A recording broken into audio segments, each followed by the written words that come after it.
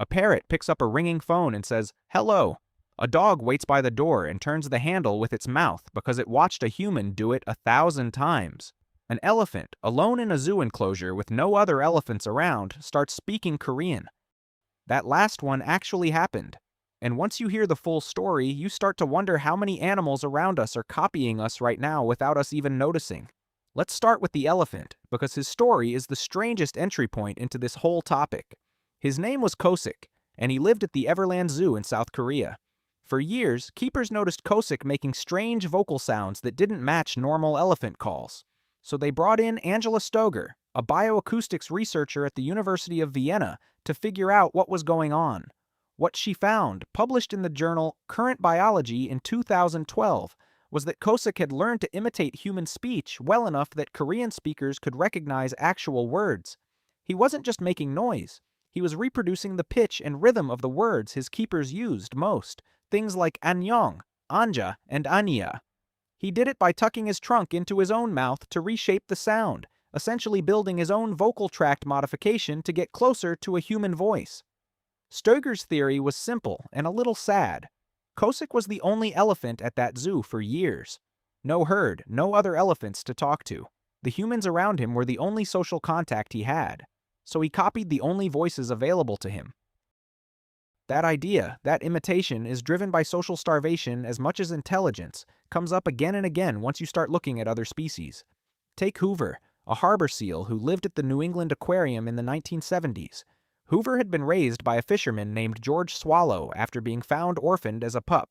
George talked to him constantly, the way you talk to a dog. By the time Hoover was fully grown and handed over to the aquarium, he had picked up a gravelly, distinctly human-sounding voice. He would bark out phrases like, "Get out of here," and "How are ya?" at visitors, in what researchers described as an almost perfect impression of a New England fisherman's accent.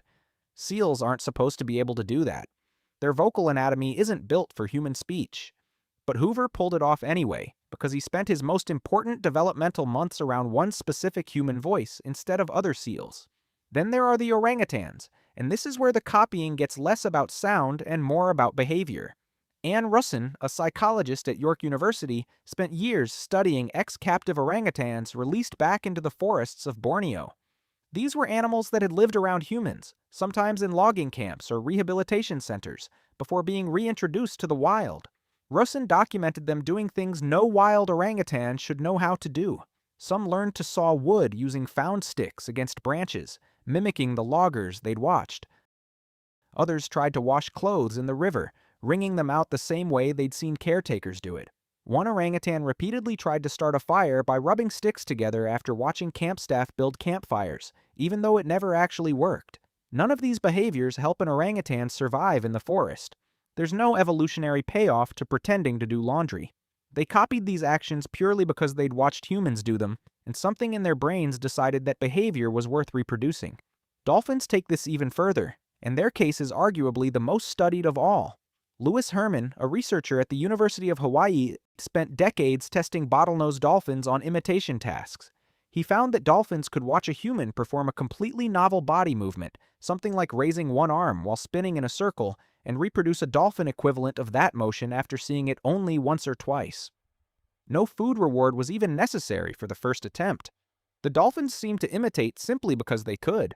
Herman's team also tested vocal mimicry, and the results were just as strange. Dolphins in his studies could reproduce computer-generated whistle patterns they had never heard before, matching pitch and duration closely enough that the researchers could identify which sound the dolphin was copying just by listening. Wild dolphins have been observed doing something similar with human divers, mimicking the bubble streams and swimming postures of scuba equipment, even though a dolphin has no biological reason to imitate breathing apparatus. There's nothing useful in it. It appears to happen purely because dolphins are wired to absorb and echo the behavior of whoever is nearby, human or otherwise. Parrots close the loop on just how far vocal copying can go. Irene Pepperberg, a researcher at Brandeis University, spent 30 years working with an African gray parrot named Alex, teaching him through a technique where two trainers would model a conversation in front of him, one asking questions and the other answering, so Alex could absorb the exchange the way a child picks up language by listening in. By the end of his life, Alex could label more than 50 objects, several colors and shapes, and he'd sometimes blurt out phrases he'd only ever heard trainers use with each other, not with him directly. He wasn't just repeating sounds for a food reward.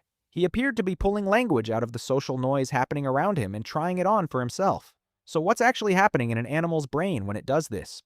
In the early 1990s, a team led by Giacomo Rizzolatti at the University of Parma in Italy was studying motor neurons in macaque monkeys, tracking which brain cells fired when a monkey grabbed a piece of food. By accident, they noticed something bizarre. The exact same neurons fired when the monkey simply watched a researcher pick up food without moving a muscle itself. They called these mirror neurons, and the discovery reshaped how scientists think about imitation across species. A mirror neuron system means an animal's brain doesn't just watch an action, it partially simulates performing that action itself. Watching becomes a low-level rehearsal for doing. This explains why imitation isn't spread evenly across the animal kingdom. Most species don't have the neural wiring for it at all. A lizard can watch a human open a jar 1,000 times and never attempt it once, because the mechanism to convert observation into action simply isn't there. True imitation, the kind where an animal reproduces a novel behavior it has no instinct for, shows up almost exclusively in a small club: great apes, elephants, dolphins, and a handful of birds like parrots and corvids. These happen to be some of the most socially complex animals on the planet, which is probably not a coincidence. Because here's the deeper pattern underneath all of this. Imitation, in humans and in animals, appears to be tangled up with bonding. When Kosik copied Korean words, he was almost certainly not trying to communicate information. He was reaching for connection with the only social group available to him. When Hoover barked out a fisherman's slang, he was echoing the one voice that had raised him from nothing. When orangutans mimicked human chores, they were reproducing the behavior of the beings they'd spent their most formative years watching and depending on. Copying at its core might be less about intelligence and more about attachment. You imitate the things and the beings that matter to you. Children do this with parents before they can even talk. Dogs do it with owners. In fact, human infants do this before they can even recognize their own reflection. Andrew Meltzoff, a developmental psychologist at the University of Washington, found that newborns just hours old would stick out their tongues in response to an adult doing the same thing, long before they had any concept of what a face even was. The imitation came first. Understanding came later. If attachment can drive copying before the brain even understands what it's copying, it's not much of a stretch to think the same wiring is running underneath an elephant, a seal, or an orangutan. And it turns out, under the right circumstances, elephants, seals, and orangutans do it too. Which raises an uncomfortable little thought to sit with.